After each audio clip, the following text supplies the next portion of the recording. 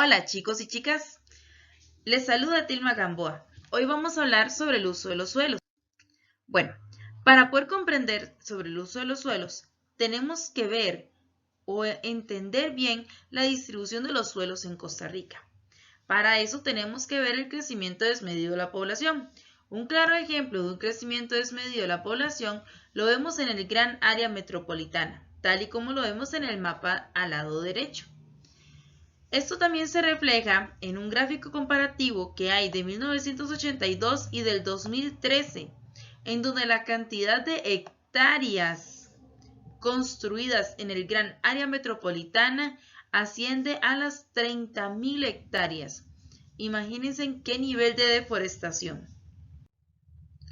Otro caso es el aumento de la contaminación, la utilización de vehículos que producen smog, el hecho de no reciclar o reutilizar los desechos de forma adecuada o también utilizar pesticidas y demás agroquímicos siguen dañando nuestros suelos y por tanto aumentando en la contaminación.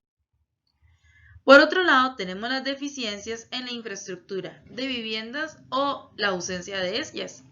Esto se debe a que muchas personas aquí en el país viven en pobreza extrema, lo que significa que no tienen un lugar donde vivir, quizás un par de latas o un cartón, y simplemente ahí se acurrucan y ahí viven.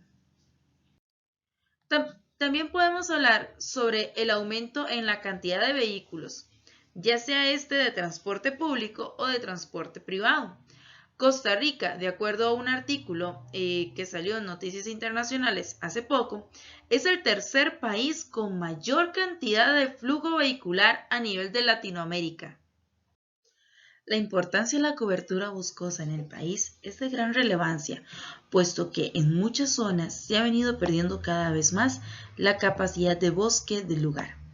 Un ejemplo claro es el lugar donde nosotros vivimos. La deforestación en Buenos Aires es muy amplia. ¿Por qué son importantes los bosques? Bueno, son importantes porque nos ayudan en la fijación de dióxido de carbono, para producir oxígeno y además recarga acuíferos. ¿Qué eran acuíferos? Bueno, los acuíferos son todas aquellas fuentes de agua indispensables para la subsistencia del ser humano. ¿Qué quiere decir esto? Que son aquellas aguas ya sea subterráneas o aguas superficiales. Además, la importancia de los bosques es prevenir inundaciones. Algunas instituciones que velan por el uso apropiado de los suelos son el MAC, el MINAE, la CETENA, el MARN, las municipalidades y la Dirección General de Recursos Naturales. Además, es importante recalcar que cuando hablamos de uso de suelos hay un asunto muy importante y de gran interés público y político, el cual es la explotación minera, tanto de tajos como de canteras, y muchos de ellos son ilegales. Un ejemplo concreto es el de estas imágenes que tenemos aquí arriba, las cuales representan la afectación a nivel de bosques y de biodiversidad que nos están generando crucitas. Debido a que la contaminación, gracias al mercurio que están utilizando para extraer los minerales, es muy elevada. Otro asunto importante son los tajos en Costa Rica. Algunos tajos son completamente ilegales, pero sin embargo, la mayoría de los tajos en el país son legales y estos son importantes puesto que hasta se exportan materiales y minerales a otros países. Si hablamos de riesgos de las poblaciones debido a los desastres, creo que es importante mencionar algunos tipos de erosiones frecuentes en Costa Rica. Ok, ya sabemos o estuvimos estudiando que la erosión se da por diferentes razones, viento, agua y demás, pero ¿cómo afecta la erosión como tal?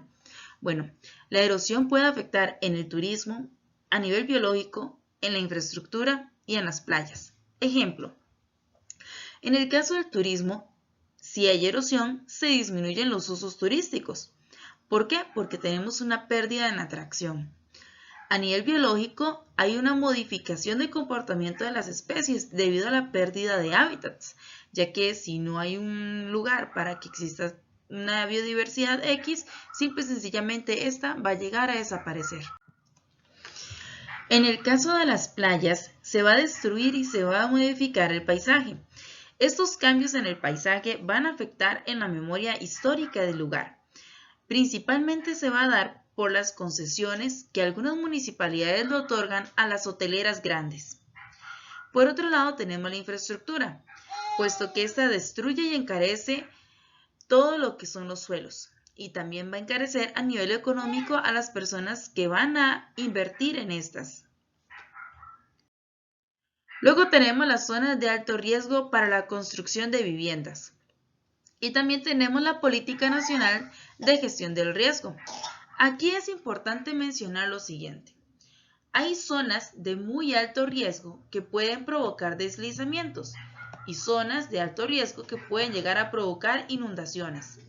Muchas de estas se deben a una muy pésima planificación a la hora de construir o de limitar y también de otorgar permisos para construir viviendas. Por otro lado, tenemos el cambio climático y sus consecuencias en el uso de los suelos, además de la resiliencia de las comunidades ante los impactos del cambio climático. Ok, ¿qué significa esto con respecto a la resiliencia? Bueno, significa que por más que se diga y se diga, ¿verdad?